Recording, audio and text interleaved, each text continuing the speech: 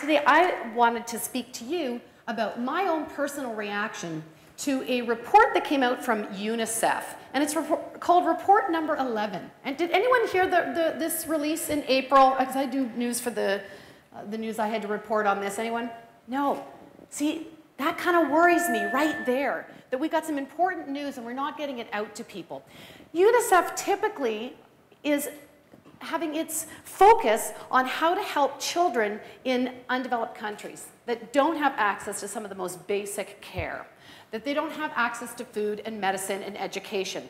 Well, isn't it interesting then, or I certainly thought it was, that a branch of UNICEF is also looking at the richest, wealthiest countries and seeing how they're doing in terms of children's well-being. And so, of course, Canada, being a rich and lovely country, is included in this study of 29 countries. And so as I'm looking at this report, it turns out that Canada, with all its wonderful resources, we come in 17 out of 29 overall on our average. 17 out of 29.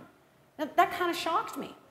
Then what really got me going was when we start to drill down into the data, because they looked at 5 different measures, 5 different categories, 26 independent measures, so it's a pretty robust study. And I'm thankful for UNICEF for doing this, because I need you to know that over the last 60 years or so, when we were looking at how countries were doing, we used to just look at gross domestic product. That was it. And we're realizing that's really not a good measure of how people are doing. So this became more interesting, and as it turns out then that of the 17 out of 29 as our average, when we look at it, where Canada was doing the worst, 27 out of 29, was in poverty, which we've been speaking about as a theme going on today, 27 out of 29, in the health and well-being of our kids in poverty in Canada. That shocked me. They also did something new and unique in this research. And that's that rather than just looking at objective measures, they decided to have a subjective part. And they actually spoke to the kids. They talked to the kids about how they were doing in their relationships. And I'm a psychotherapist and I'm a parent educator, and I'm very interested in how kids in Canada answer the question, how are you doing in your relationships? And it turns out that we actually are a nation with unhappy children. Now that goes against everything that I believe about my Canada, because my Canada is the happy Canada. My Canada is the one where you're supposed to put the Canada flag tags on your baggage at the airport because, you know, people are going to treat you nicer. We're Canada, the joyful, aren't we? Aren't we the Tim Hortons commercial where, you know, you get the coffee and you take it to the Zamboni guy at 5 in the morning? Isn't that your Canada? You're shaking your head. Well, we've got poor kids that are unhappy is what I'm hearing, and this is incredibly distressful to me. So now when we see it all lined up, here's the questions that they ask the kids. Do you find the people in your classroom to be kind and friendly? Right at the bottom there, people. Kind and friendly people in your classroom. How easy is it to talk to your mom? Right at the bottom. How easy is it to talk to your dad? Right at the bottom. We're failing in basic relationships. We also are almost the rock bottom level in bullying. So Canada, that I'm so proud of, has a lot of work to do in the area of our relationships. So we have kids in populations with adults, in populations with other kids. You might have 800 Facebook friends, but much like the TED Talk of last year that Stouffville had, where they were talking about being in food deserts, right? That we've got kids that have all kinds of access to junk food and things that are not satiating and not healthy, but it's populated with crap. You know, we've got a lot of kids that are in classrooms and in hockey teams and doing a lot of things, but what is the quality of the relationship? That we have poverty in money, but we have poverty in the relationships that we're having with our kids. Now, that really becomes quite problematic, because what I know and all my background and training is based on the work of Alfred Adler. And Alfred Adler says, first and foremost, that human beings are social creatures. Now, you know what else is a social creature? A penguin. Did anyone ever see March of the Penguins? A little documentary? Love that, right?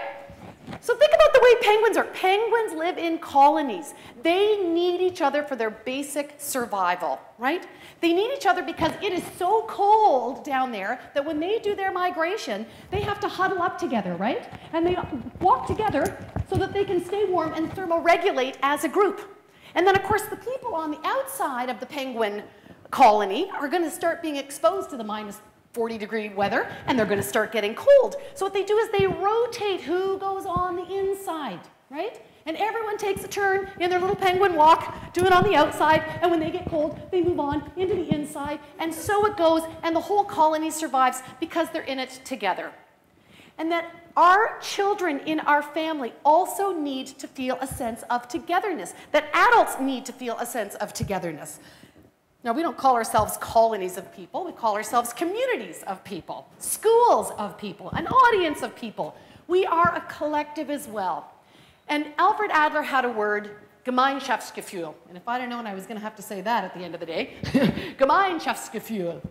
That's his word, and it doesn't translate exactly into English, but the general idea of that word is to have a community feeling. And isn't that what we were trying to get going here today? A community feeling. That's what TED allows us to bring, to get into conversations with one another and to develop a community feeling. I have felt like I've been with like-minded people all day being in this dialogue. It's been fantastic. What's interesting about the word Gemeinschaftsgefühl is it also kind of means social interest, a caring for other people. And we've seen that in the individual work that people have done. Sue in the prisons, and Nick with his volunteering with the running, and all of these people that are showing a caring for their fellow man. So it's an interesting word because it's an adjective and it's a noun, but it's also a verb. It's the doing.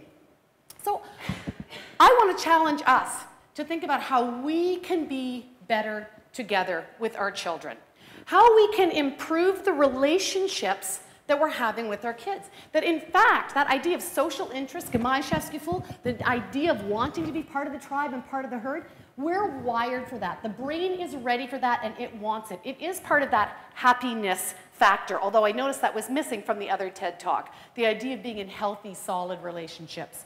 So it's wired in us, but it's interesting because with children, we have the opportunity to develop their social interest, or else in the way that they interact with the world, we squelch their social interest.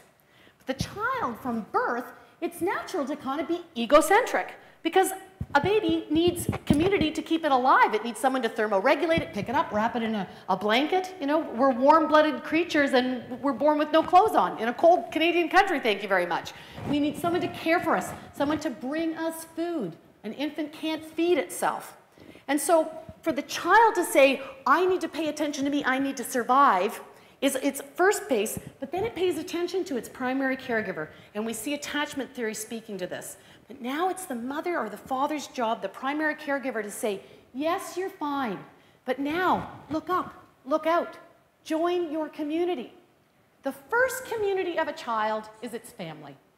If we learn to integrate the child into the family, to be amongst, to participate in the give and take of social living, like the penguins, all taking their turn on the outside to thermoregulate, we find ourselves the most psychically satisfied, contented, we feel our place of belonging, and that's where our true joy and happiness comes from.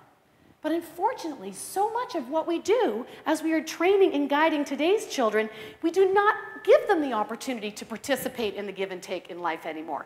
That, as a matter of fact, it's a little bit more like the Lion King, where we get the exalted child. You know, little Simba is born and it's like, oh! The children do not come and join our families anymore. They come and hijack our families, is actually what happens, right? The simple task of just simply saying, we need to learn not to interrupt. Right? Kids interrupt all the time if we don't train them not to interrupt. So then what we say is, say excuse me, say excuse me. Well, really what you're saying is if you say excuse me, you can still stop other people from talking. How about wait until the adults finish talking about their day, just a minute, right? But we don't. We sort of put kids first. In fact, what we do is we lift kids up. Now, this is really problematic because in our idea of social interest and embeddedness that makes us Gemeinschaftsgefühl, that's responsible for healthy relationships and being healthy psychically, it does not help us when we are one above or one below another human being. That actually, for us, is a way that we arrange ourselves that's competitive. And we saw again from the sports, when we get kids into a competitive mindset, it comes at the cost of wanting to do things together. And when we do things together, that's actually where we get the joy. And as a byproduct of the joy, my gosh, we keep running farther and further. We do better when we are together. So we don't want to be in superior, inferior relationships with our children. We want to be in families and relationships that are healthy because we are among one another. We have that potential to do that, but parents are challenged today for a couple of reasons. One is that, now, we're busy. Is that not true? That, when we look at the UNICEF report and they started saying, well, what's happening with families today? This is the broadband issue. But there's a lot of things calling on our time. We are competing with technology. We have to commute to work now. Families look very different than they did in the past. And so we find ourselves saying, we're busy. How many families did you say this today? Oh, I'm so busy. How was your week? I was so busy. Are you got a busy week? Yeah, how about next week? I got a busy week. We're busy, busy, busy, busy. Well, let me tell you something. Speaking to Gary's situation working with the poor, if you had to take 3 buses to get to 2 jobs to pick up your food from the food bank, you do not complain that you're busy. You complain that you're tired. The rest of us who are busy, busy, busy, who have the luxury of being able to make choices for how we use our time, I challenge us to think about that. How are we using our time? And are we using them to build and strengthen our relationships with our children? Because I've got a friend that works at the York Region Youth Shelter, and she's got kids that come to her program, and then they're not homeless. Well, they're parentless in a sense, because they say, we're here having dinner because there's no one home at our house. That's sad. Our kids are actually starving for relationships, and we've got to realize that we've got to kind of slow down and realize that when we say yes to some of our commitments, what are we saying no to? When we say yes to, you better take Kumon and Mandarin and kayaking, and we're going to make sure that you've got all these advantages to get into the best schools, we might be saying no to dinner time and a board game and me hearing about your day. And what I know is that kids that have rich relationships with the people in their lives are the ones that are going to maintain all their pursuits and their interests. We have proof of this now. Now, not all kids have the opportunity to come from a house where their primary caregiver is in a position, because perhaps of their upbringing, their mental health issue, whatever it may be in their life, they may be challenged in that area. Well, this is where the good news comes for all the rest of us. It only takes one strong relationship, one healthy relationship, the caring and kindness of another human being in a child's life to have a protective factor on how they're going to do in the future. And that means that we all can reach out to a marginalized child, to a child who otherwise wouldn't have that significant person. So when it says it takes a village, every one of us have the opportunity for free, right now, 100% access, don't have to wait for government policy. We can be in healthy relationships with everybody's children right now. And I promise you the ones that are the hardest to reach are probably the ones that don't feel connected, are missing their social interests, don't have those healthy relationships, and it is manifesting in behaviors that make them harder to seem to want to approach and like. And yet they're the ones who need it the most. And so we have the opportunity to reach out to those kids that are around us.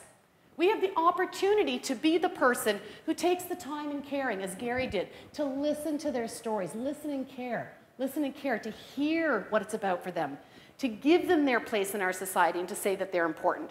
So those kids that are not with their parents, they're still riding the buses, they're still at the park, they're still at the mall, and instead of ignoring them and think they're somebody else's kid, we could take that opportunity to say, you're important to me. I want to hear about your day. I want to know your name. I want to know your hobbies and interests. All of us have the opportunity to do that together. So I challenge you now to think about the fact that while UNICEF put this out to say that we do know that of privileged countries, the policies that you make at your biggest institutions will have an impact on the resources and the outcomes for kids. And that's absolutely true. But it's really frustrating for me to wait for government to catch up with policy change when I know that every single person in this room has the opportunity to make their own personal policy to themselves. Their own personal policy that says, I'm going to walk the talk, I'm going to live by my values, and that we are living in a society where the relationships around us are now struggling, and that we could decide ourselves to put relationships first, that we could buck up, pull up, and know that it's now a need. So I hope today's been helpful and useful, and that you'll go out and hug a kid, love a kid. It's needed. Namaste.